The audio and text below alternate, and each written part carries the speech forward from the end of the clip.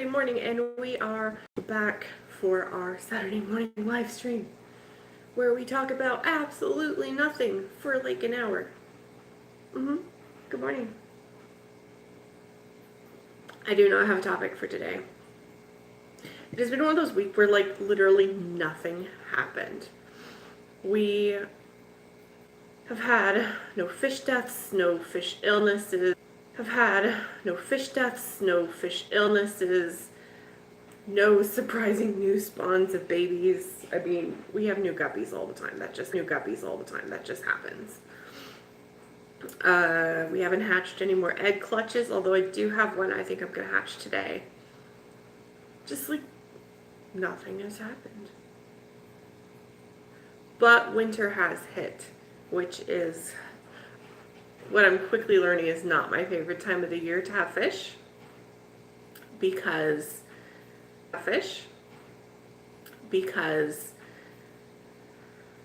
we kind of had to make the decision this week that this is the last week we are shipping fish for winter, because Thanksgiving kind of came out of nowhere for me, because I don't look at the calendar. And my husband mentioned, oh yeah, it's Thanksgiving this week. And I was like, it is? What? How did that happen? Where'd that come from? You'd think I would know this, but... So I was thinking about it, and I was like, oh, shipping fish in the holidays. Fun. I think if it was just like the cold weather, I would not be okay with it. Well, I would be okay with it if it was just cold weather, because I have heat packs, I have insulated boxes, all that stuff. It's awesome. But I'm a little concerned about shipping over like the Christmas holidays when the mail system gets really, really spotty. I'm not comfortable shipping when it's cold and there might be package delays. So I think this is the last week we are going to ship anything out until January, because I just don't trust December. I mean, we've been doing good till now, but it's like, it's 30 degrees outside. And I don't know, if packages get delayed over the holidays, I think I might cry. So we're just not. Good morning, Viola. How are you? Oh, you're traveling for Thanksgiving? I don't know what we're doing. I think the original plan was we were going to stay here and I was going to cook Thanksgiving, which I was not thrilled with. But my husband's like, we have a big house now. We moved. It's awesome. Let's host Thanksgiving. And I was like, okay, I guess I'll learn how to make a turkey. I've never made a turkey in my life. But usually we go to his sister's place and have Thanksgiving there, but we don't really enjoy it because she makes weird food. Hallie! You guys! Hallie there is my identical twin sister. Yes, my real life identical twin sister. Hi, Sissy! You've never been here before. This is weird. I saw you subscribe to me this week and I was like, oh, Hallie subscribed! I don't know why that made me happy, but it did. Hi, sis! You've never been to one of my live streams. Oh my gosh, I feel like I should explain. Saturday mornings, we come here, we hang out for like an hour. We generally talk about fish and hobby, but sometimes we just talk about whatever, because like I don't have a topic. It's just a thing. But you're not today. Yay! My sissy's visiting me. She's older by 5 minutes. I'm the baby. But yeah, we usually go to my sister-in-law's for Thanksgiving. Her kid is a nightmare. An absolute nightmare. Don't tell her I said that, but he's awful. He's the only kid on this planet that I generally do not like. Neither does anybody else. But we usually go there, but we don't really want to. We just do it because family. So we were going to host it this year, but then my husband's friend who comes over for gaming all the time was like, you guys should come to our house. And I was like, yes, please. I like the idea of going to somebody else's for Thanksgiving so I don't have to cook. I cook enough. I'm the only person who cooks in my family. So, like, I've cooked every meal for 3 people for the past 16 years. I'm done with it. Sometimes I'm just like, I don't want to cook anymore. I hope they do Viola. Seriously. He was a good kid once. But his mother is the type to not say no to him. If he messes up, she smacks him in the back of the head. Literally. It drives me insane. And he just lies constantly. Every word out of his mouth is a lie. Because he thinks it's funny to lie to people to their face. Like, ridiculous lies no one would even believe. But he just thinks it's funny to lie all the time. So, you get really tired of it really quickly. I just can't with that kid. Oh, let's see. So we had nothing happen this week. We still have all our fish. We're gonna stop shipping for winter, which is basically 1 month. I'm sure by January it's gonna be warm here again. So we'll be back to shipping. Even if it's not warm, just the holidays being over is enough. We'll be back to shipping fish and snails. But this is the last week before then. So if you want fish or snails or live cultures or whatever, message me this week. And keep in mind, Monday's the only good day because Tuesday or Wednesday you run the risk of your package arriving on Thanksgiving. And we all know, like, the chances of you getting your package on Thanksgiving is very slim. So, like, Monday is my hard, this is the last shipping day. I know I have, who is it? Elizabeth, who I'm in contact with right now about getting snails shipped out this week. I have somebody coming over to my house tomorrow for guppies. Thank God. I have so many guppies. It's Hallie in Alaska. It might as well be. It gets so cold there. And it gets cold so quickly. Like, that's ridiculous. 9 months of winter. But I know that's actually correct because I've seen you over the years just being like, yeah, it's this month. We have snow. Can't get to work today. And I'm just like, but it's summer. We live in very different places. We both grew up in Oregon. She stayed in Oregon, just moved to a different town, and I moved to Texas, where there is only sunshine. I am envious, though, because Oregon is super pretty. I miss trees, I miss green, I miss lakes and rivers and, you know, things that aren't sand. I miss it so much.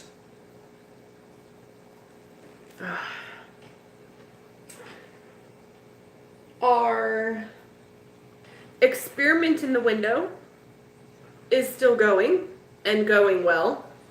Sort of. I don't know. I threw some snails in there. I did see some sea shrimp swimming around. So, like, there are organisms in that bucket of gross water. But it's been really weird to watch because I've just kept it sitting in the window and it's literally just the crud out of my tanks and some water. I haven't put anything else in there other than the snails this week. But it's weird because over the last few days, the microorganisms and the bacteria have started to form these like web-like structures under the water that hang down like really gross spider webs attached to a ceiling. It's really weird. I don't know why they're doing it, but I'm fascinated. No green water yet. I don't know if I will get green water here because my fish room is on the side of our house. It doesn't get like direct sunlight. I don't know. I'm either west or east facing in this room. So I do get sunshine, but it's like not hardcore sunshine. Sort of. I am an honorary science teacher out of necessity. I do love science though. It's my favorite subject. I did not start as a science teacher. I started as a mother who needed to teach science to her child. So, my science is all for the love of science. I don't have any classes.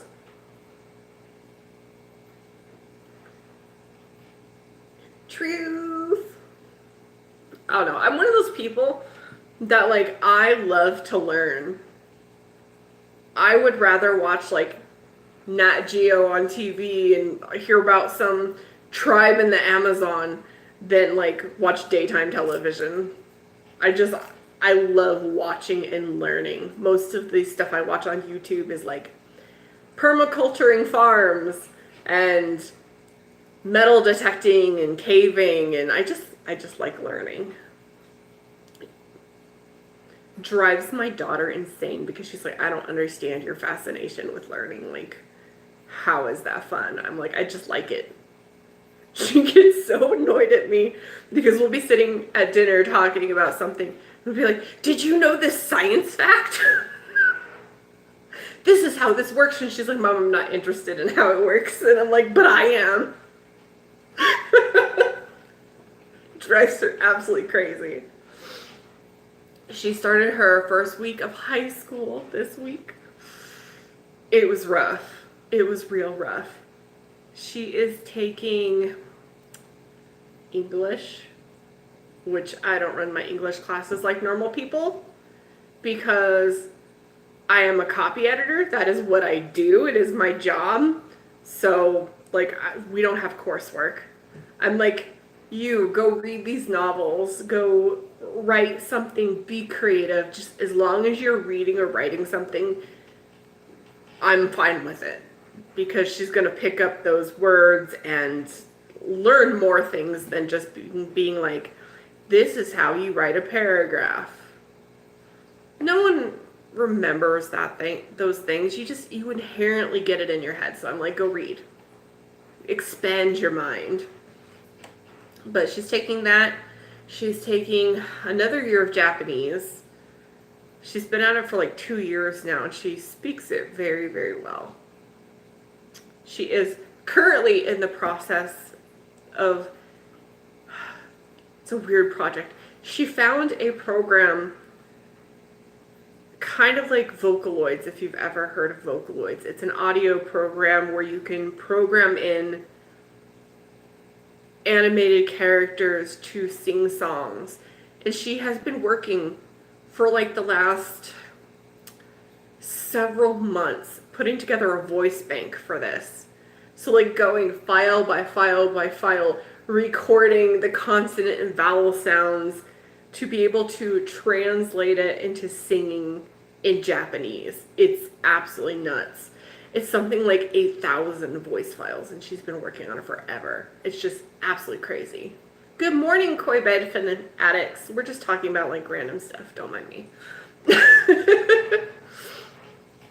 And she is also taking a class on learning to code in Python. And she is doing, what else was there? Earth science. And she is learning geometry. And let me tell you, the first day of geometry, there were tears. We're not math people. My husband's a math person. But me and my daughter are not. And she literally she broke down crying in geometry. Like, she did not get it. I know, that surprised me, and I was so excited, Koi Betta. Yeah, JH did a shout out of a bunch of like lesser known tiny channels, and I was one of them, and I was like, yes! I did not expect that. It was really, really cool. Holly, I will mention it to her. Right now she's learning how to mod Minecraft, and she will be able to mod Sims. So, I don't know, she's really into the programming. She's taken a couple of programming classes before. Yeah, I don't know if they would here either, Viola, but she does homeschool. So, like, we have, like, random classes. Hi, Shishi, how are you? Good morning. I don't recognize your name, so welcome. This is our Saturday morning live stream where we just chat. We don't have a topic. Sometimes we talk about fish, sometimes we talk about other things. We talk, we hang out. We drink coffee. You're welcome to show up any Saturday morning.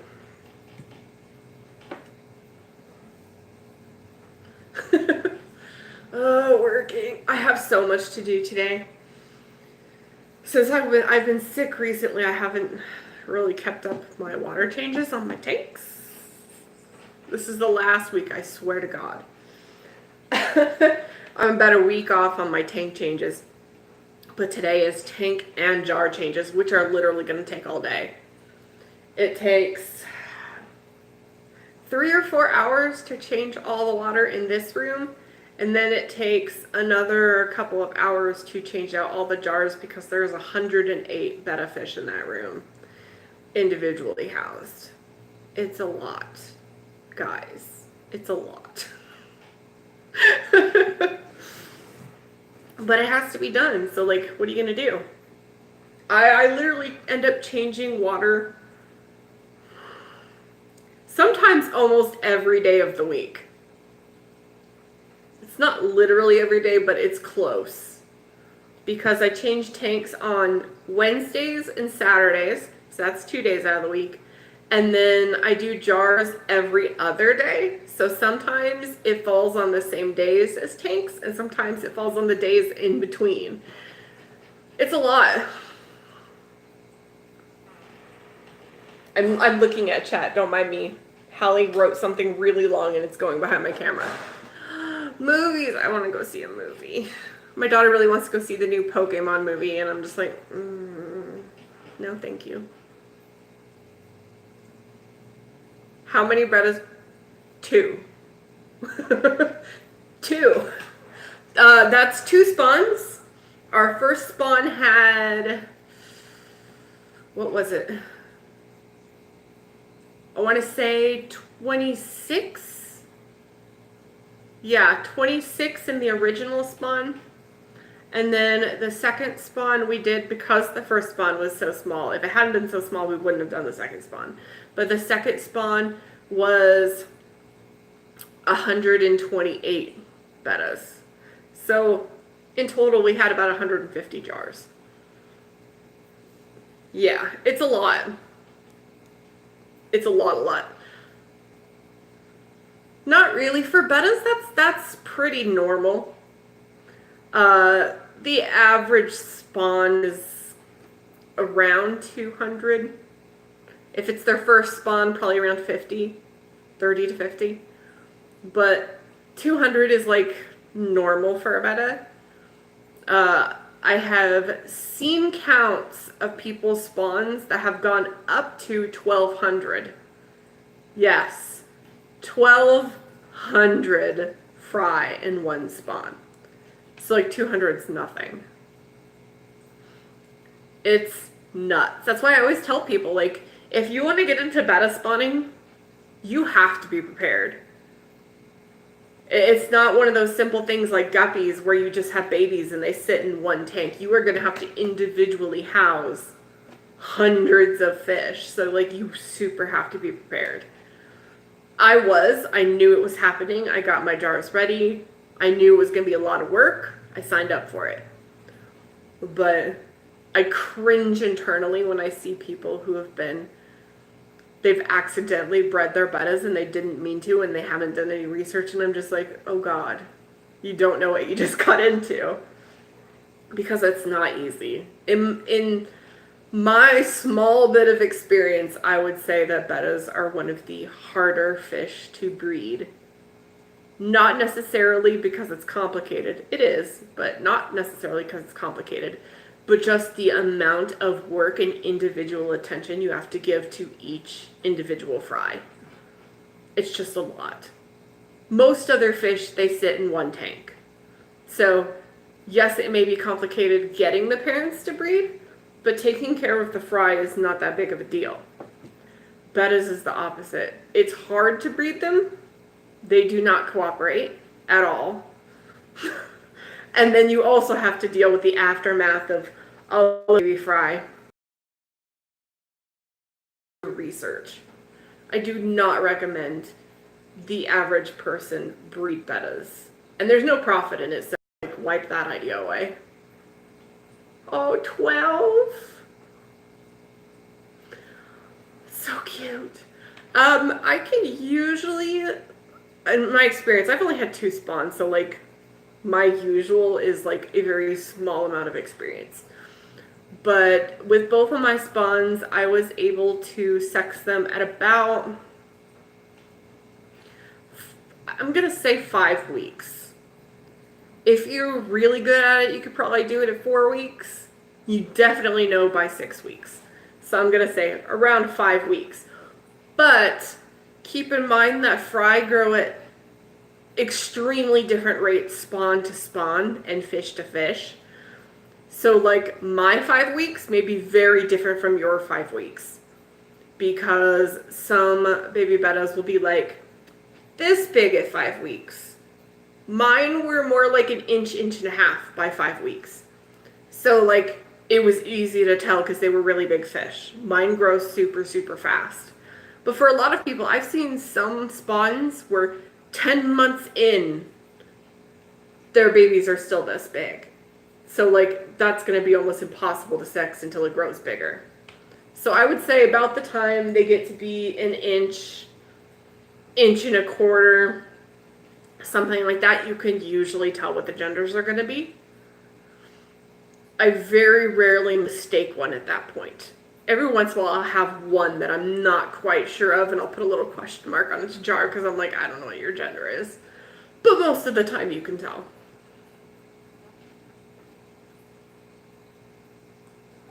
What kind of experience? Here's the thing. Bettas are really weird with gendering because unlike most fish where there's like one easy way to tell whether they're male or female, bettas are not the same way. There's 6 or 7 signs of whether they're male or female, but you can have a fish that shows signs from both genders. There is only one like foolproof way of telling. One, and you can't see it on like half of the fish out there. So the foolproof way is if you see ovaries. It'll be a little light colored triangle on their side, and it only shows in females. It's really, really easy to see when you have cellophane or light colored fish. It's impossible to see if you have metallic or dark bodied fish. So like, you may know, you may not know. Sometimes you can tell by other things like how big their beard is. The males will usually have a very easy to spot beard, whether they're flaring or not. Females, you'll only see it when they're flaring. Males will have longer, wider ventrals. Females will generally have shorter ventrals. But I've noticed that in half moons, because I breed half moons, the females will have very long ventrals, but they'll be skinny instead of the fat ones. You can usually tell by body shape. The males will have a bigger arch on their back. The females tend to be flatter across the back and have a rounder stomach. Oh, let's see. There's like a whole bunch of ways, but none of them are foolproof except ovaries. So it's one of those things where you may have a fish that shows 3 male traits and 2 female traits. And you just have to be like, okay, well, it's more likely it's male because it has more of the male traits than the female traits. But it's not foolproof unless you can see the ovaries, because both will blow bubble nests. Both can have ovipositors. The young males often have false ovipositors. So like, you would think that'd be like a purely female thing, but sometimes males have them too. It's really hard to tell. Sometimes their form can look male or female, but sometimes it will be the opposite. So just over time, you get like really good at just looking at a fish and knowing whether it's male or female, but it's something you just have to learn. With my first spawn, I was like, I think you're a male. I think you're female, question mark. By my second spawn, it would take me like 2 seconds. I would look at them and go, male, male, female, female, female, male. You just get better at it over time. Ooh, sorority tanks. I don't have the bravery to do a sorority tank. Because so far, all of my bettas have been very, very aggressive, especially the females. My females are my most aggressive fish. I mean, I've had males and females in one tank, obviously, because I breed them. And up until about 6 weeks, I leave them together. But in my experience, about 6 weeks, they all start murdering each other, so I've never left them together. It's just not a risk I'm willing to take. Not with my fish. They're so pretty. I love them. I do. I have super aggressive ones. I was really surprised with this last spawn. The first spawn, I generally move them from the breeding tank to a grow out at about 4 weeks. And then of course, my idea going into it was I'm going to leave them in the grow out until they get aggressive. And before I started breeding, I thought, oh, that'll be like months down the line. It's not. It happens so quick. And so I was really surprised that about 6 weeks, my first spawn became super aggressive. And I was like, okay, time to split you up. We can do that. And my second spawn, I was like, surely they'll last till 6 weeks. I transferred them to the grow out, and by about 4.5 to 5 weeks, they were beating the crap out of each other. So they all had to be moved out before 6 weeks. They were just like, it was crazy. There was a lot more fish in that spawn, which you'd think would spread the aggression, but if anything, it just made it worse. And it really sucked. Because, let's see, they were born in June. It is now mid-November. And they're still jarred. And, I mean, there's nothing I can do about that. They have to be jarred. I do not have the tanks for... I think we still have 108 of them left. There's just not enough tanks in the world for them at this point. Like, I could not fit 108 individual tanks in my house. So, they're jarred. They get every other day water changes. They're doing fine, but that's why I want to get them sold. I really hate that they're in jars right now, but, like, there's nothing you can do about it. That's just part and parcel for raising betta fish. And it's funny because you see it on all the betta fish groups on Facebook. People get like so upset when you have a betta and anything that's under 2.5 gallons. But like, in reality, every single betta fish any person has ever owned, unless it came from the wild, has lived in a jar. Every single one. Because that's just, you have to. There's no other option. No one has room to have a tank for every single fry. Yep. They just have to be. So I've learned to be more forgiving with people who keep them in small tanks. As long as you are willing to do the maintenance to keep them happy and healthy, it's fine. No one likes me saying that because everybody wants it to be 2.5 gallons. And ideally, I like my bettas in 5 gallons. I think it's a good size for them. It's not too big, it's not too small. They have lots of room and personal space to run around, and I like 5 gallons.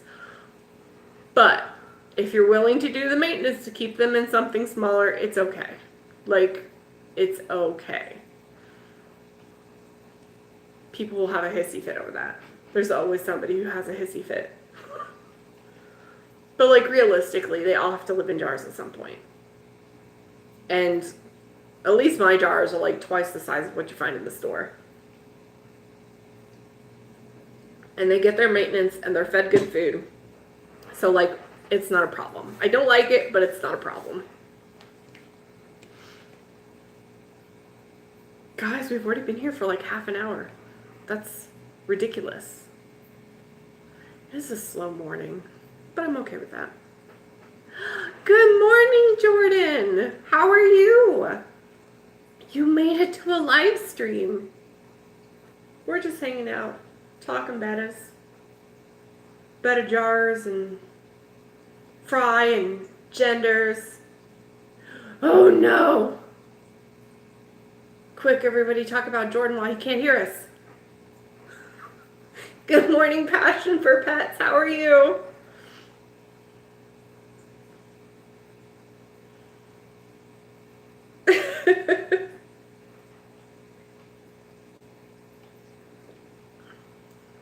I want to say this is his other channel, the one that's more flight attendant related. I try to keep track, but Jordan, you have so many names. I seriously try to keep track. Because he did change the name of his fish channel. And originally he had all that stuff on one channel, but I think he split it. He probably knows more than me, obviously. But I'm going to say that he split it and he does more flight attendee stuff on one channel. Oh no, another one? What is happening over there, Passion? You guys, Passion for Pets has lost a couple of fish the last week or so. And some snails, and we don't know what's happening, and I feel so bad. Like, I wish I could help you. I mean, that must be so frustrating to just lose fish after fish after fish. Oh, I feel so bad. I hope you figure out what's happening and stop it, because that's just, oh, it's heartbreaking.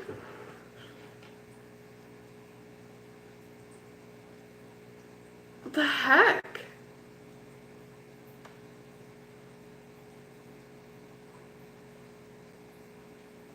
Snails do that. Like, I'm used to it now. I lose snails all the time. Ram's horns especially, they don't live very long. My mystery snails, I lose them every once in a while. I know they're supposed to have a longer lifespan than what mine are staying, but I keep mine in very warm water, so it kind of shortens their lifespan. I've had mine almost a year now, and the original group that I bought is now starting to die off. I think they're around a year old, maybe a little more. But I'm just kind of accepting the fact that, you know, they breed a lot, they're in very warm water, so like after a year, that's, I think, pretty standard. Aww. Check your, I don't know, I would test my water. Because, like, I don't know what kind of weather you've been having lately, but I know that sometimes water companies will add extra chemicals to their water if there's been any sort of poor weather that might, you know, wash more crud into the water system. And so they can end up overdosing it with chemicals. So I would just, if you haven't already, test your water out of the tap again and just check what's going on with it in case something has changed.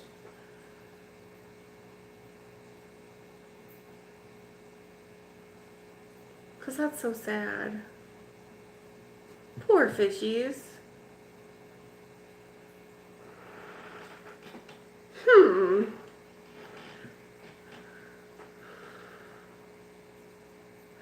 If you're behind on water changes, it could, small chance, but it could be the shock from going with more heavily nitrated water to like clean water. If they're not used to that big of a jump in your water changes, it could just shock their system. I would hope not, but it is possible. It really can. It's funny, when I was a kid, Holly can attest to this for you guys that weren't here earlier. Holly is in our chat, and she is my identical twin sister in real life. But when we were little, my parents told us we couldn't have a cat or a dog or pets or something unless we could keep a fish alive first. Guys, fish are so much harder to keep alive than cats and dogs. Cats and dogs should be the starter animal. Anybody can keep a cat or a dog alive. But fish, oh my god, fish are so much more complicated than they appear.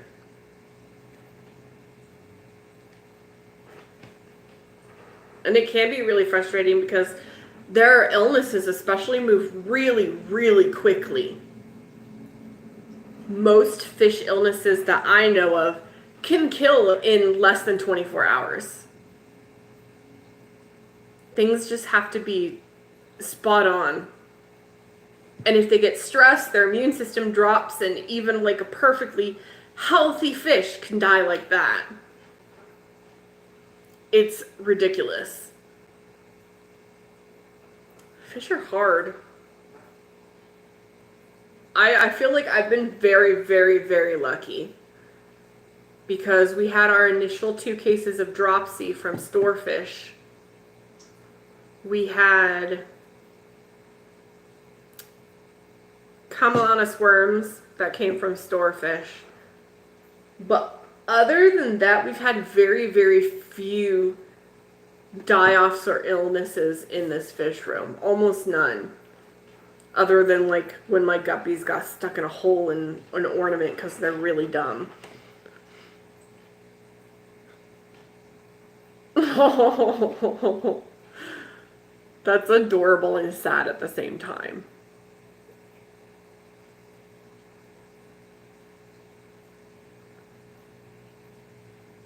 I didn't know they could get lockjaw. Now I'm scared. I've never had angelfish. I know my sister did. I don't know. They've always struck me as pretty delicate. So I've never had them. I'm like reading chat behind the camera. I moved the camera this week, you guys, because I usually have it on my desk a little over here to the side, and it was zooming in too much. It was annoying me. So this week I have it on the back of my desk in front of my monitor that I read my chat on. Literally, this is my monitor. So it's kind of in the way, so when you guys type really, really long things, I can't see it, and I have to go like this and like read behind it. It's fine. We'll deal with it. I have heard that they're quite aggressive. I like aggressive fish, obviously. I have bettas and guppies, which are absolutely voracious. I tell you, I'm really looking forward to getting rid of some of my guppies right now. I have a guy from town coming over tomorrow to buy some. And I hope he takes a lot, because I have too many guppies. Like, it's a real problem. There's a lot. There's a lot. My tanks are so overstocked, it's hilarious. I was in a fish group yesterday on the Amino app, a guppy group, and someone posted a thread that said, You shouldn't have more than 6 guppies in a 10-gallon or you're overstocked. And I just looked over at my tank and started laughing hilariously. Because I have thousands of guppies. Thousands. In 2 10-gallons. And then I also have some in 2 30-gallons. But there's literally thousands of them. The overstock is real. Welcome back, Jordan. See, you guys, he switched his channel. Now he's on the other account.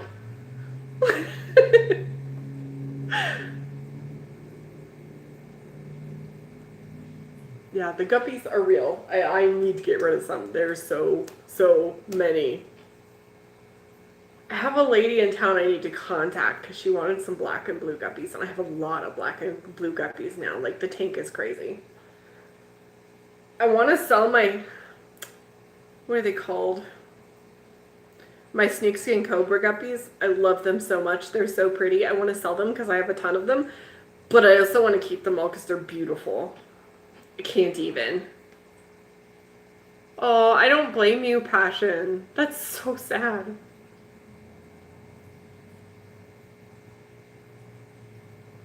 Poor fishies. I sincerely hope that you figure out what's going on and it stops, because I feel for you. Every time you post that another fish has died, I'm just like, oh, my heart, ow. Ooh, your fish room's almost done, Jordan. That's awesome. Oh, the cry face. The cry face is real. I really wish I could help you. I wish I knew what was going on so I could help, because I feel your frustration. That's just so sad. Oh. There has to be something going on. It's not normal for that many to be dying off in a short period of time. There has to be something with the water, or I would say temperature, but I'm sure you're monitoring that because I know you.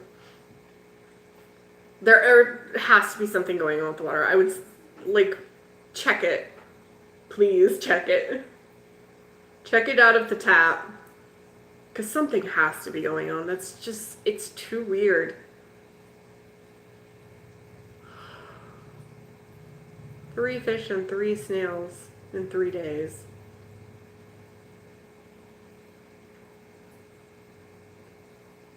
Yeah, and the fact that it's different tanks, like, seriously, check your tap water. Because that sounds suspicious. Have you had any storms recently? Because I know when you have, like, storms and heavy rainfall, that's when they usually add extra chemicals into the water system. I would be surprised if it wasn't the tap water. So yeah, I would definitely check that.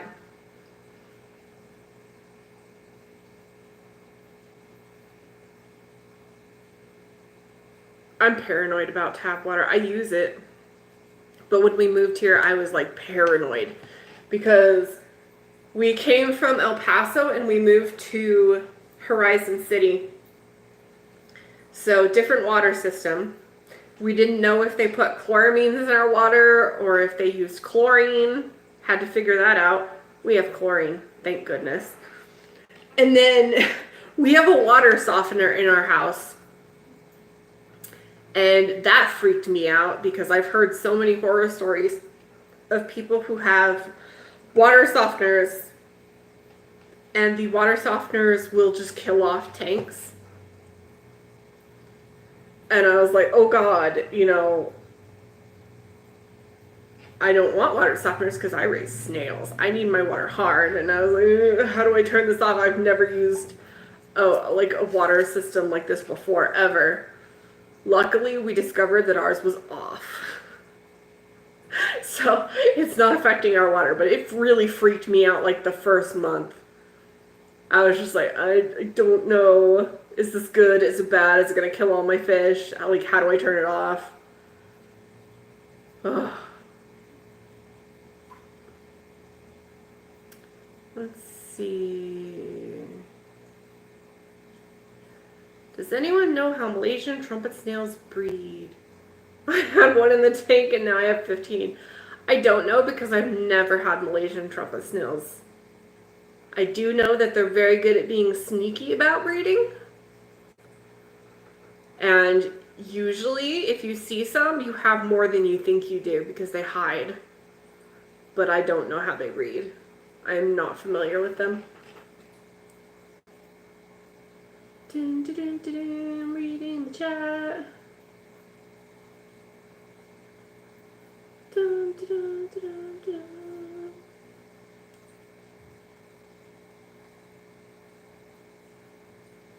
Really? I haven't heard that. I'm curious to know why. Explain to me. Oh, that's why. Okay. That makes sense. That makes sense. I don't use salt in my tanks. I don't have a problem with it. I haven't had the need to, so I don't. I don't put salt in my fry tanks at all.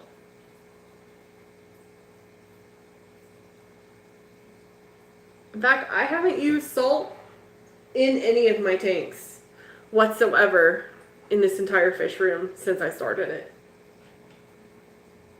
It helps that I have snails, and so I'm like, I can't put salt in these. So I've just never done it.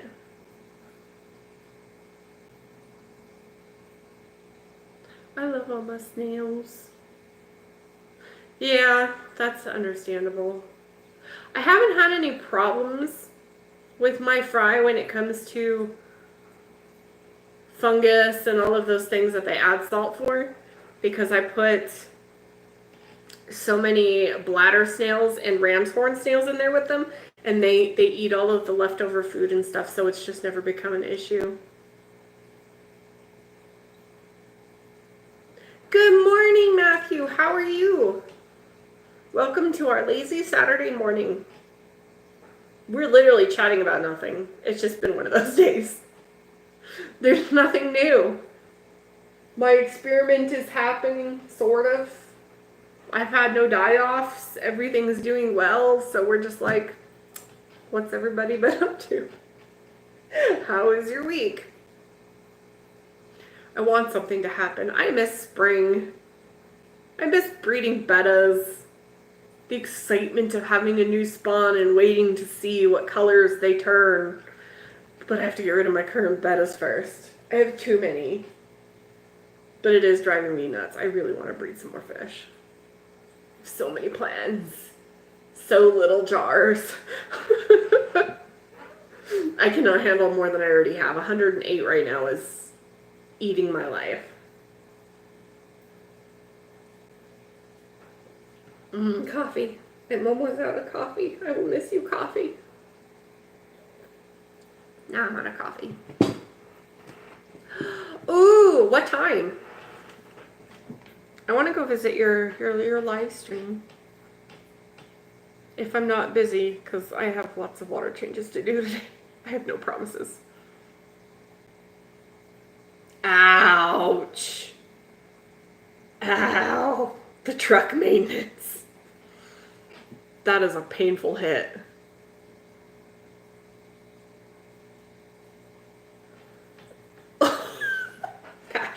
Passion for Pets said, aside from fish, I wait a few extra days to clean the rabbit litter box. Don't ever do that. I was gagging this morning when I dumped it low. Oh. I love rabbits. I don't have any. I probably will never have any. But I love them. See, I avoid changing the cat litter box because I am deathly allergic to cats. I have 3, but I'm genuinely deathly allergic. I have to carry an EpiPen. And I take 3 allergy medications every single day to be able to live in this house. because they could kill me at any moment. I have what is considered a severe allergy, but my cats were here first, so I'm not getting rid of them. So I get my daughter to clean the litter box. She gets paid to do that as part of her chores. It's lovely.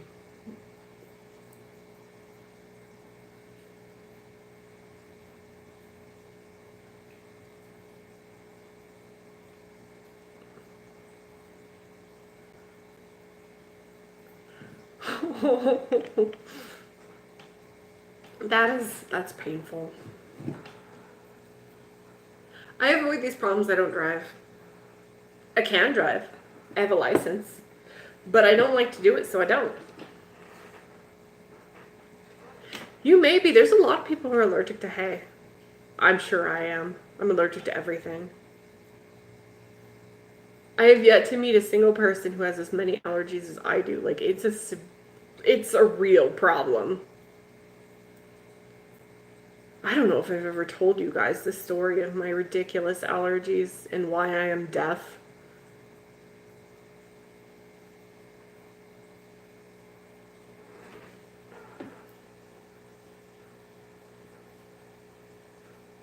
Aww.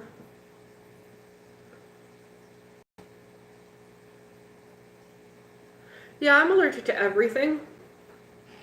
Basically, everything. There's very little I'm not allergic to. Which sounds like an exaggeration, but it's not. I should live in a bubble. There were a couple of years, I would say 2 or 3 years ago, there were a couple of years where I was ill all the time. Like, it was a real problem.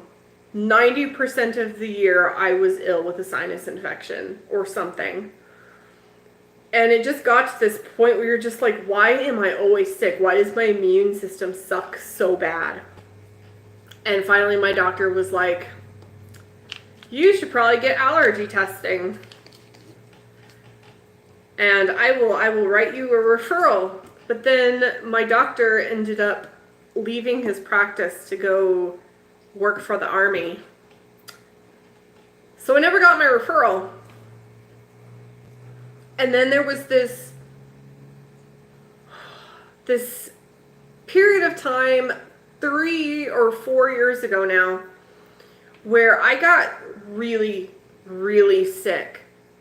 I ended up getting a sinus infection that moved into my ears. And it started with an earache. And I thought, little kids get earaches all the time. They live through it, so, it'll go away. Guys, don't. If you get an earache, go to the doctors. I did not. I was stupid. And about 8 days later, I woke up in the morning and I sat up and I felt fluid drain out of my ears. And I was like, what the heck? And I go like this, and it's just blood. There's blood pouring out of my ears, which is terrifying. So I went to the ER, and I couldn't hear anything. Not a sound. I was absolutely, completely, 100% deaf at this point. Went to the ER, yelled at them because I couldn't hear anything. I was like, I'm deaf, help. And they checked it out, and I had actually ruptured my eardrums from the stupid sinus infection. So I had to get a referral to a plastic surgeon and an ear, nose, and throat doctor who had to look at my ears. Luckily, I didn't need surgery. Antibiotics. And the next day, I had to go back to the ER because I couldn't breathe. That's when we found out I'm allergic to penicillin, which I've had multiple times in my lifetime.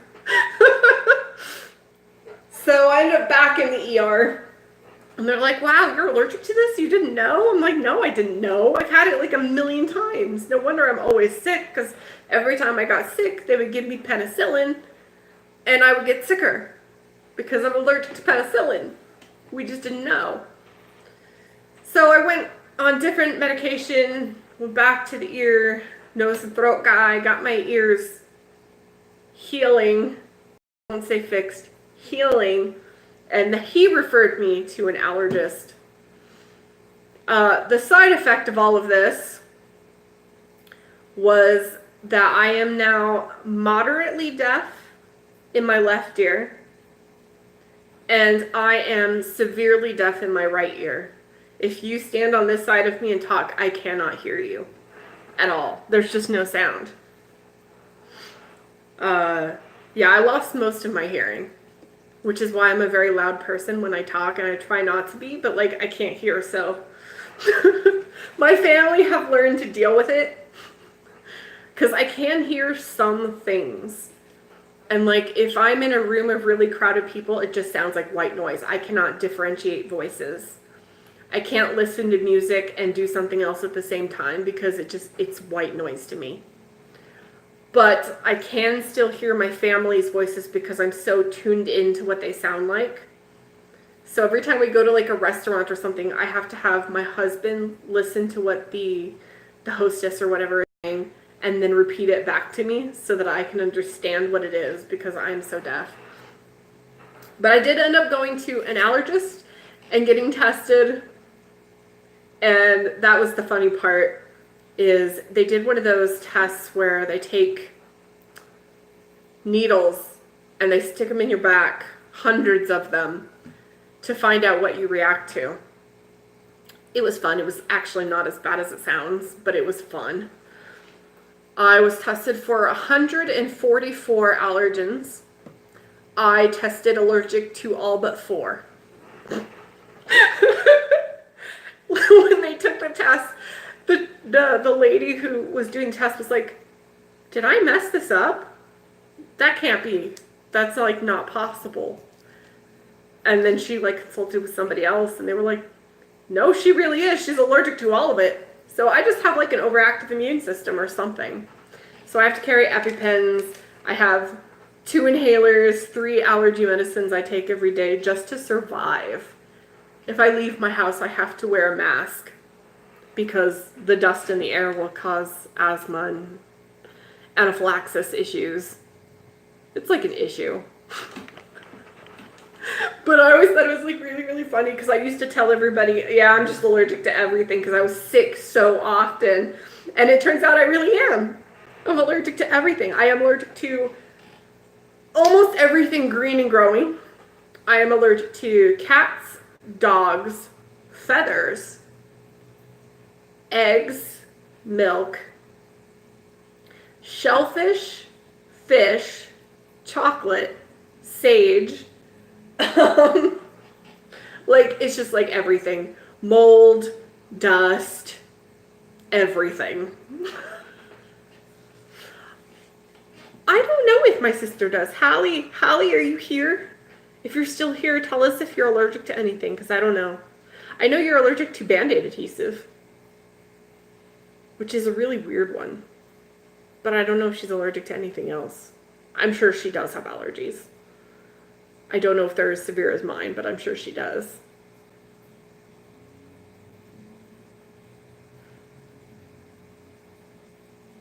But yeah, I am a big believer now that if you are ill, go to the doctors. And if it seems like something like stupid and little, oh, my sister ran away to play games. I see it popping up in my corner. She's playing Skyrim right now. Sissy, you have betrayed me. No, it's fine. But yeah, if you're sick, go to the doctors, even if it feels like it's like something really stupid and you think, oh, I'll be fine in a day or two, go. Because it's not worth it. I did not think that having like an ear infection could lead to rupturing your eardrums in like as little as 8 days. And it is not fun to rupture your eardrums, you guys. Like, it is so and stupid. And then you can't hear. I had to wait. It took 3 or 4 months for my eardrums to heal enough that I could hear anything. I was completely deaf for 4 months. And it was stupid and I hated it. It made everything hard. So, like, yeah, don't. Go to your doctors. Do what you're supposed to do. Be healthy. I wish there were more doctors for fish. Like, really. I think that's a big letdown when it comes to pets. That you can go to a vet for cats and dogs and exotic pets, but there's very few vets that will work on fish. Either because they aren't trained to do it, or people are just like, well, it's a fish, just buy a new one. And it's sad, because a lot of stuff that goes on with them is treatable if you catch it fast enough, and if you have access to the medication you need. But, like, I would never think, oh, let me call up my vet, because I just know that if I took a fish to a vet, they'd be like, I can't help you. It's sad. Because there's such a common pet, and there's just, like, no support for it. Yeah, I watch a couple, we were talking earlier, I really love science, and I like learning. So I watch a lot of stuff on YouTube that's, like, science related. I watch a couple of vets. Just because I like to know things. So I watch them, especially the ones that work on fish. I like watch their stuff religiously. I'm like, tell me all about those fish illnesses and how you treat them. I would love to see. And it's helpful because sometimes you learn things you wouldn't have known otherwise, and it helps. I mean, my fish very rarely get sick, but if they ever did, I would know what to do. Hi, Dee. Good morning.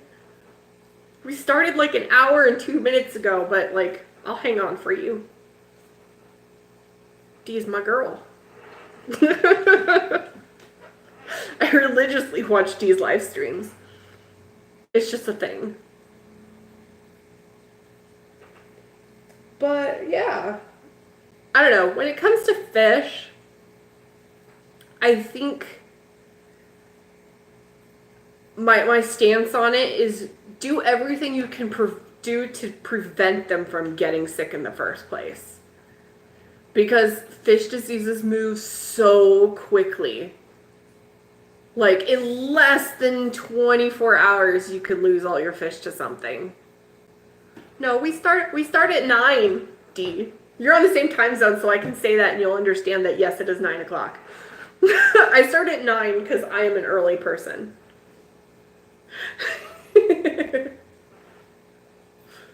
But yeah, I am a big believer in keep your fish healthy to begin with so that they don't get sick. Because fish diseases work so quickly. You know, change your water regularly. Keep your tanks healthy. And I think that in, 90% of the time, if you do that, your fish will be okay. Quarantine religiously. I am terrible at quarantining. I don't do it. I should. I know I should. I've had issues because I haven't. You should quarantine. I will still tell everyone, you should quarantine even though I don't do it. Like, quarantine. How do I tell? 1, it smells. 2, you usually see the floating bodies. And 3, most of the time I don't know. I really don't. Because there's so many guppies and snails in there that if a fish dies, like, it's gone before I ever knew it happened. They'll eat it, and that's fine. My fish usually don't die because they're ill. They die because they're old or they had something happen to them and the other fish take care of it and I don't ever have to worry about it. I've never had an illness spread through my tanks except for the one parasite we had because I didn't quarantine. Guys, quarantine your fish. Like, seriously, quarantine. I don't do it. And when I send out boxes to people with, like, fish and snails, I purposely write in my instructions, you should quarantine your fish. I know no one wants to do it because it takes forever. Because realistically, you should do it for a couple weeks. But like, quarantine your fish. Yeah, I'll take you around. You can see, let me detach you from my desk. Ugh. Ugh. We're going. Switch the camera. Okay, so we have my experiment here. That is literally just crud and some snails. I have little cups of Daphnia and snails. These are my baby guppies. We have a gazillion of them. And you can see my snails down there on the bottom.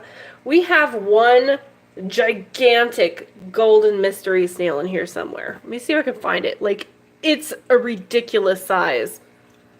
Oh, there it is. I love this girl.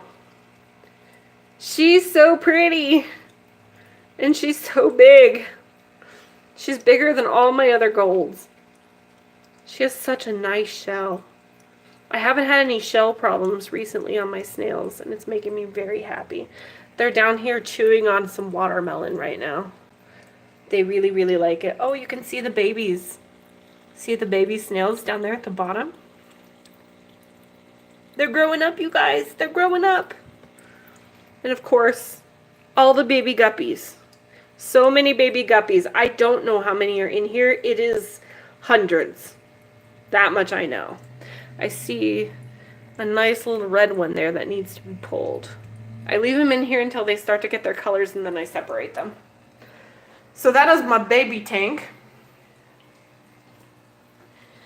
This is my tank where we keep our for sale mystery snails. The other tank is where I keep my breeders. But these are the ones I sell. And we have a bunch of smaller ones. Ivories and blues mostly, but we have some babies growing up in here somewhere. Oh yeah, you can see them on the sides. See those little specks? There's some baby snails. So these are my snakeskin guppies. There's a lot of them, obviously. We have some really cool ones. Let me see if I can pull some of the blue ones.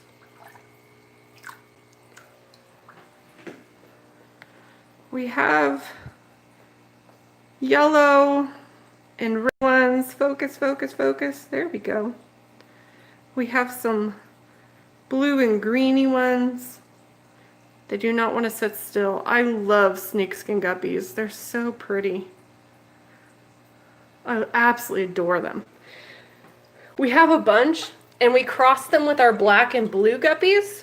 So you'll see a couple of blue ones in here swimming around. They're so pretty. I love them. There's one. My camera doesn't want to focus because they move so quickly.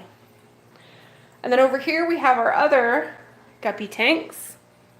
These are our black and blues. It's really like a half black tank.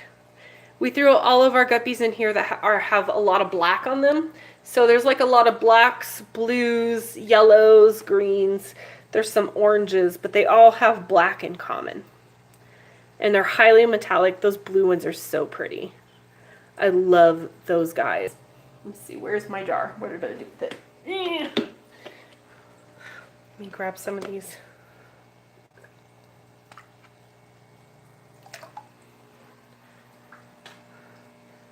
The big blue ones with the big, big tails are so pretty. I love these guys. So nice.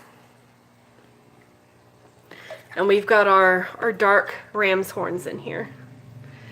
And then this tank is pink ram's horns and our more generic guppies, because I don't call them. They're mostly red, orange, yellow. Some of them have fancy tails, some do not. Some are highly metallic, some are not. It's just a hodgepodge But look at those big red tails on these guys. I love them.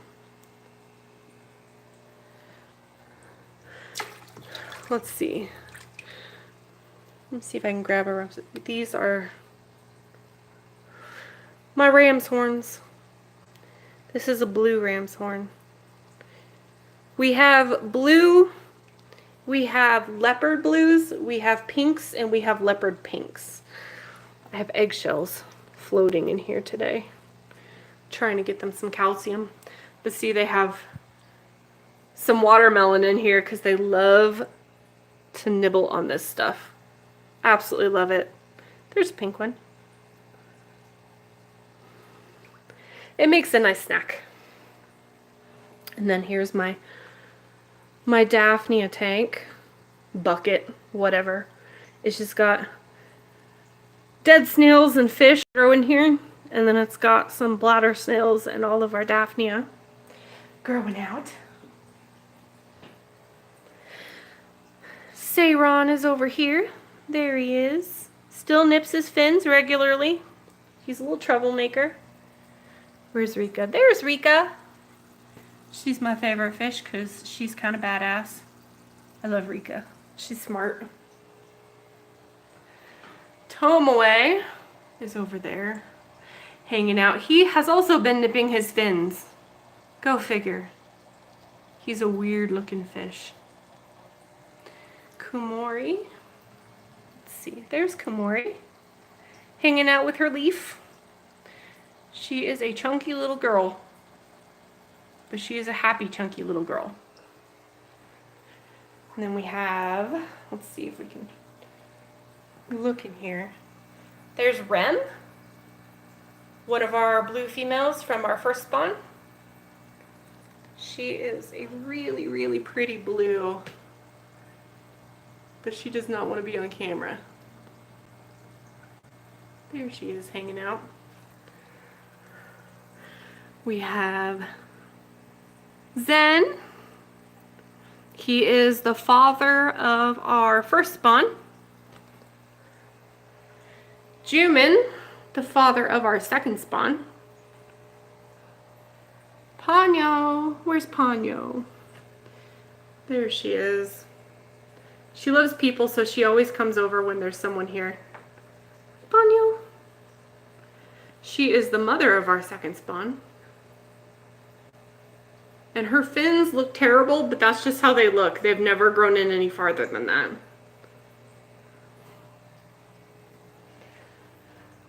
And then we have Sophie. Sophie also loves people. She is from our first spawn.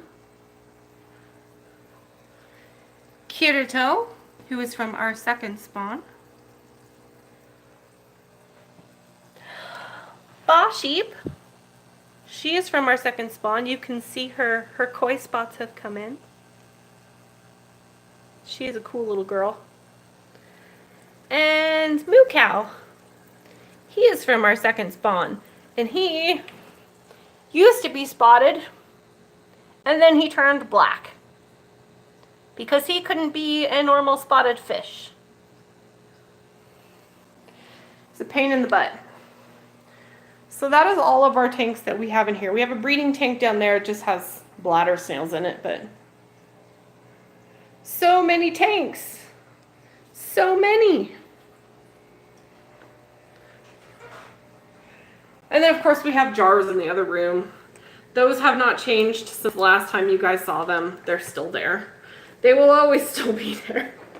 We have so many fish. Let's see, what did I miss in chat while I was running around looking at fish? Dum, dum, dum. Got any jades? I have 3 jade mystery snails for sale. They're very tiny. They're like that big. They haven't grown as fast as the blues and the whites, but I do have 3. Those are the only ones I have because all my others are breeders. Let's see. I like Sophie too. Sophie's so pretty. I wish I could get a side picture of her. She's so gorgeous. I love her. She was always my favorite when we did the first spawn. She was the one girl that every time I saw her in her jar, I was like, I really like this fish. I want this fish. And so when we picked a pair out of that group, I was like, Sophie. Has to be Sophie. She's very personable. She likes to come up and see people when you come over to her tank. Kirito. Kirito's scared of everybody. Everybody. Drives me nuts. I can't ever get a good look at him. He's a steel blue rose tail, but he is butterfly black. So the outer edge of his fins are black lace.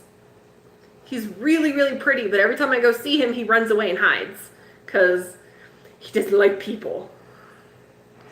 I hope he likes fish more than he likes people, because I would really like to breed him with Kumori, because I think between her black lace and his black and blue butterfly, oh, they would have such pretty babies.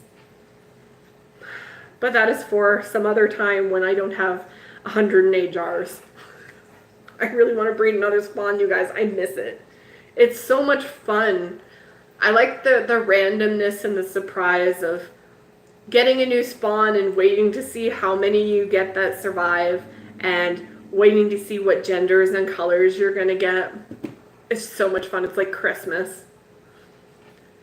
And then the hard work sets in.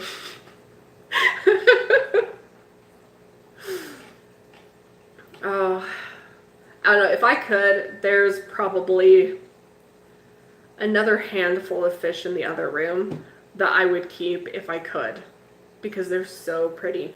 I have 2 males that I really hope somebody buys, because it would be a waste if they don't. They are black, white, and steel blue marbles. So like they have the black and white koi patterning without the red. And instead of the red, they have big chunks of blue steel. The blue steel metallic. So like my 2 favorite ones, the front half of their body is almost completely white with a little bit of black Dalmatian spotting. And then as you go towards the tail, the black patterning becomes thicker. And then they'll have like a huge splay of blue steel metallic on their tails. They're so pretty.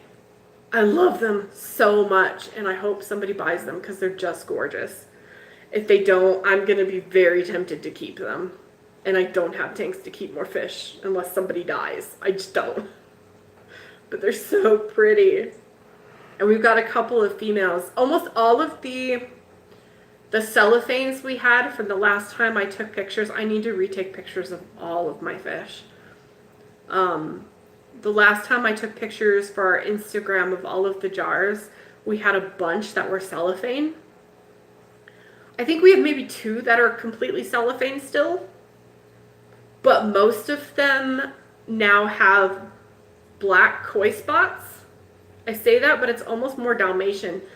They have very, very fine, very obvious black spotting. It's very little. It's almost like freckles.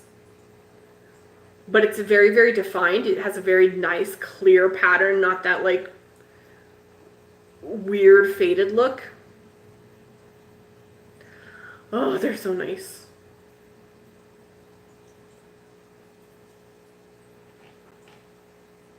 Me too. I hate taking pictures of fish. The guppies too, because guppies never stop moving. It's almost impossible to take pictures of them.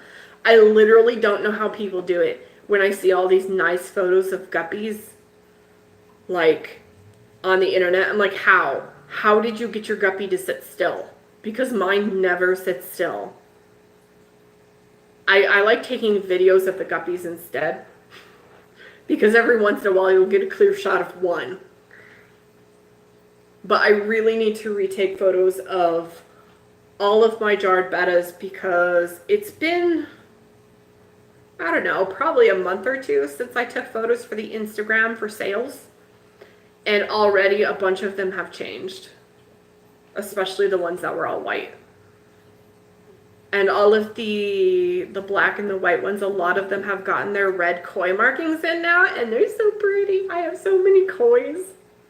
I'm so happy. I was really worried about kois because we use Ponyo for our koi spawn, and as you guys saw, she's a dark red. She was originally koi when we bought her, I swear, but she marked lavender metallic on her. And so I was like really worrying, like, are we gonna get any kois? And if we do, are they gonna stay koi, or are they all gonna marble out? Of course, Moo Cow chose to marble out, but almost all of the others have not. They stayed cellophane a very long time, and then they all switched to koi. And the koi is coming in really, really slow, but I have a feeling it's gonna stick, which makes me really happy because I love kois. They're pretty. Agreed. Jordan, I love that movie. I love it so much. I also love zombie movies. I heard they're coming out with Zombieland 2, and I'm so excited. Zombieland 1 was so funny. It's a really good movie. I'm a horror buff, you guys. I love horror movies. They are awesome. So I'm right there with you. Absolutely love them. You guys, it's 10:21. We have been here an hour and 21 minutes. Yes! I love that movie, and I'm so excited for the second one. So happy. Zombie movies are so good. By the way, if you read zombie books, I have a recommendation for you as a copy editor. There is a zombie book called, what is it? The Hitchhiker Strain. It is the best zombie book I have ever read, and I've read a lot of them because that is what I do. But seriously, it is one of the best handled zombie books that I have ever read. It's about two girls. One goes through the story as a survivor living in the zombie apocalypse. The other becomes a zombie. And so you kind of see like the apocalypse from like two different viewpoints, one of the zombie and one of the person, the survivor. But the cool part about it is how they handled the zombies, because the girl that becomes a zombie, once she becomes one, you realize why the book is called The Hitchhiker Strain. Basically, she discovers when she becomes a zombie that all of the people who have been bitten and become zombies are still there. They are trapped in their bodies. So her body is moving of its own volition, doing zombie things, but she is perfectly mentally intact inside and just absolutely horrified at what's happening. And so her point of view is like really interesting because you get to see the horror of, oh my God, what am I doing? Why am I eating people? Oh my God, I can't believe, oh no, I'm chasing a human. Run, human. She's like cheering for them in her head because she can't control herself. And like, there's this one scene where she's walking down a highway with a zombie horde, and just to preserve her own sanity, she counts the zombies, gives them nicknames, and starts to imagine who they were before they were zombies as a way of not getting bored, because they're just moving in this horde for like weeks at a time. And she's like, yeah, I named that one Carol. I think Carol used to be a cheerleader. This is why I think she was a cheerleader. And then at one point that zombie will leave the horde and she's like, bye, Carol. It's just absolutely hilarious. And it's like a really interesting point of view. So if you like zombie books, look up The Hitchhiker Strain. It's so good. It's absolutely really, really, really fantastic. And I've read a lot of zombie books because I know I very rarely mention it, but I am a copy editor. It's what I do. I read other people's books, I fix their grammar, and I tell them how awful it is, and I get paid to do it, and it's awesome. But I also review books. They do. They do. Over time. She's a recently fresh zombie, so there's not too much of it, but she does get really horrified once she starts noticing her body decaying. She's like freaked out. But I just love that she's like secretly rooting for the people. So she'll be like, oh my god, there's a person. Don't think about it so the zombie brain doesn't notice. And then she'll be like, no, run human, run, I don't want to eat you. And then she has to like live through the fact that her body is eating this other human being and just like the absolute disgust and horror of it. It's really interesting. Seriously, look it up. It's great. The other part of my copy editing job is I review books.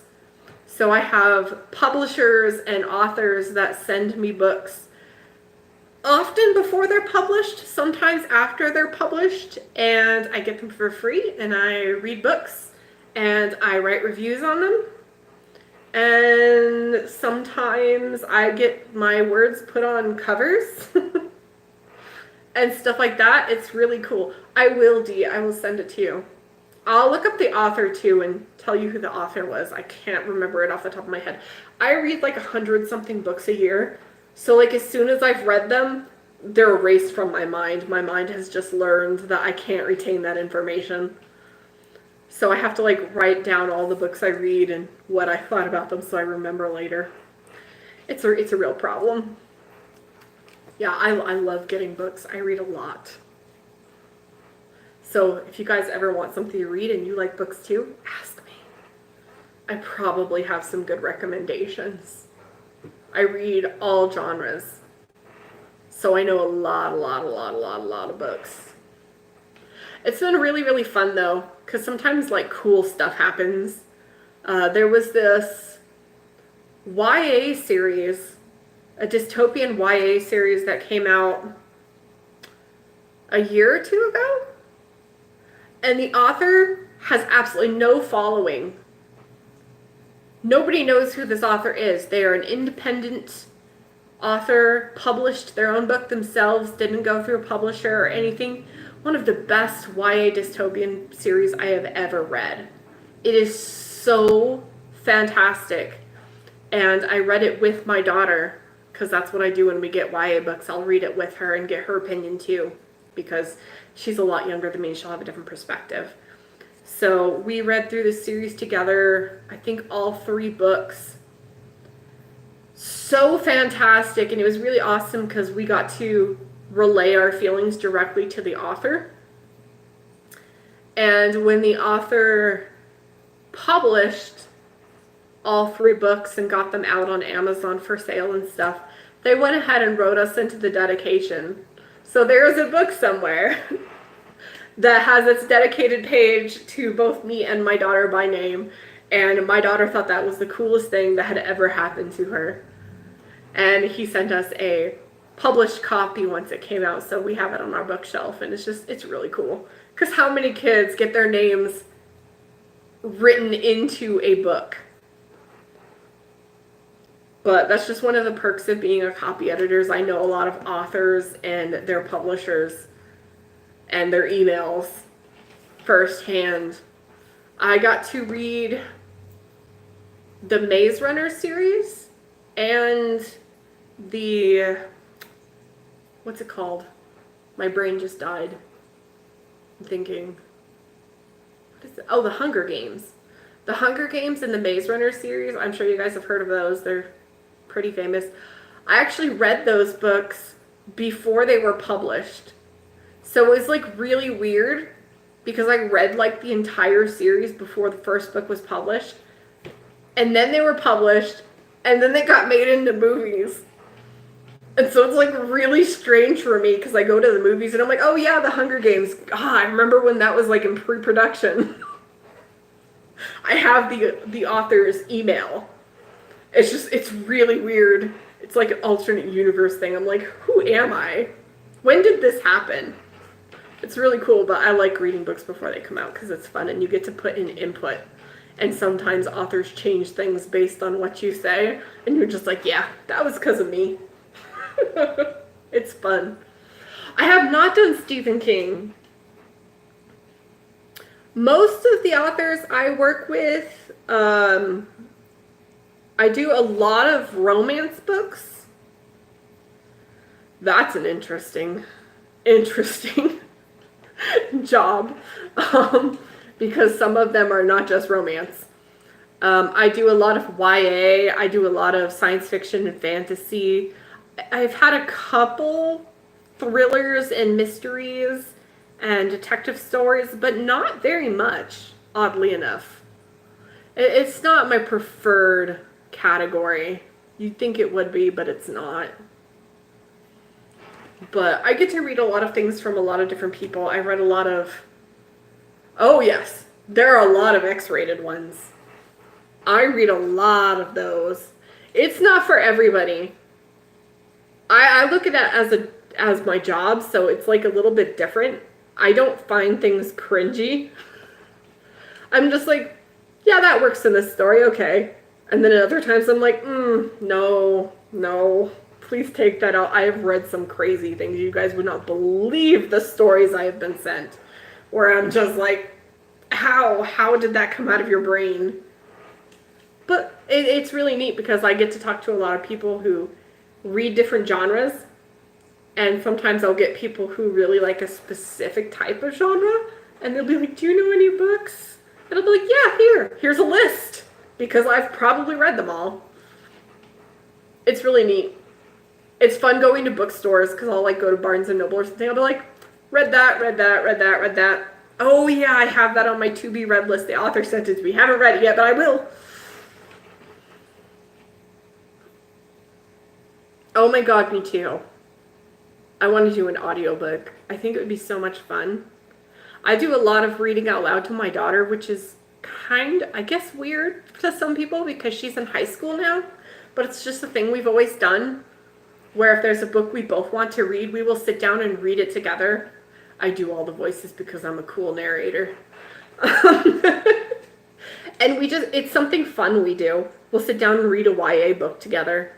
And then we'll talk about it, what's happening in the book and the decisions the characters make. And I think it's really important to read to your kids.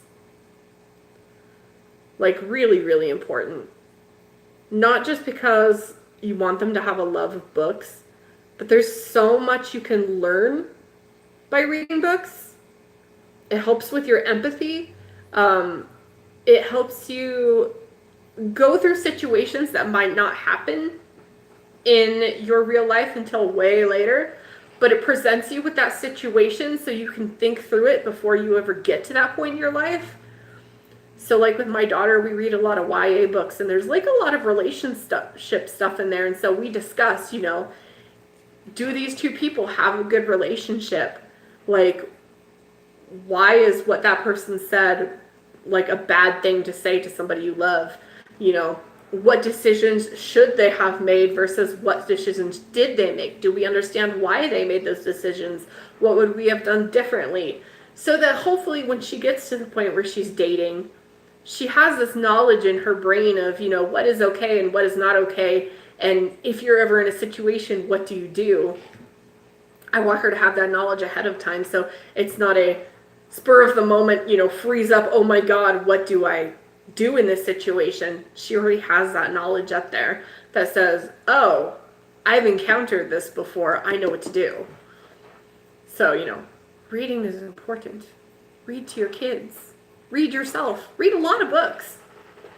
You learn so much. It helps with your spelling. It helps with being able to... You would never know because my brain just died. What was I saying? It helps you put your ideas into thoughts more eloquently, which I fail at. It's overall like really good for you. And I think it's really, really important for kids to read. I'm going on a whole tangent here because I really believe in books. But yes, read. Read lots. Read all the time. Read everything you can. And break out of your genres. Read multiple genres. Because you never know what you're going to pick up from a book that is just going to stick with you. Like really important life lessons. I love The Walking Dead. It's so good. I need to catch up though. I'm really far behind. I don't watch a lot of TV. It's I don't know, it's a thing. I went through this one year right after I got out of high school where I was poor, like really poor, like the definition of poor. Me and my sister lived together, and we paid our rent, we paid our bills, but we lived off like a loaf of bread and a 2-liter of soda for like a month at a time. We were like poverty. It really made me appreciate things. But so we didn't have a TV or cable or anything like that for like a year or two. And I just never got back into it. I've just learned not to live with TV, so I very rarely watch it. Ooh, I like shows that give you the feels. I haven't watched the season either. I don't mind spoilers though.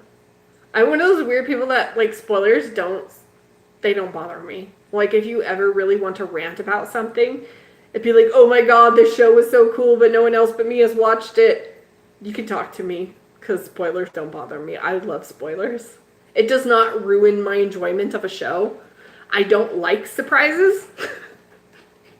Instead, I look forward to whatever you told me. So if you said something really cool happened, I'm like, oh, really? I can't wait to see it. I'm one of the few people.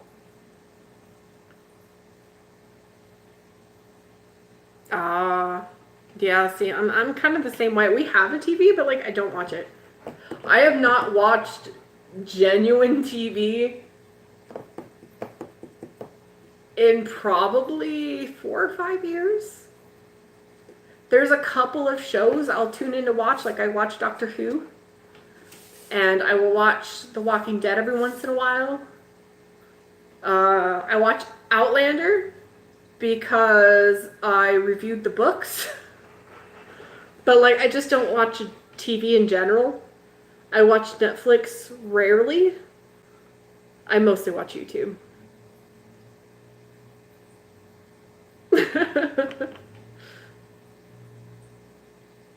I get all my entertainment from YouTube. I like to binge watch things and learn. Anyways, you guys, it has been an hour and 38 minutes. That's how long we've been here. Good morning. Enjoying your Saturday? I am. But I need to go do water changes. I have tanks and jars to do today. So, thank you guys for coming. I love you all. I have so much fun on Saturday mornings when we get to do this. Even though we don't have a topic and we just talk about like everything random, it's super, super fun. I like to think of it as we're all just like sitting around drinking our coffee and just hanging out as friends. Because sometimes you need that in your day. You just need to like hang out with people who kind of like the same things as you and just like chat. So I really enjoy it. It's relaxing. I'm glad you guys didn't miss it too. Thank you for coming. I'm so happy. I can't wait for Dee's stream tomorrow because then we get to hang out some more. No, it's really fun. I really like this. But I will see you guys next Saturday morning. Oh no, I'm losing my voice. What is happening? What? I can talk.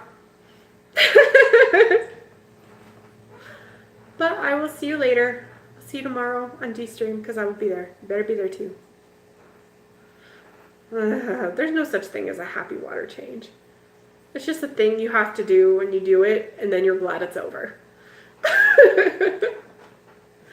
Bye.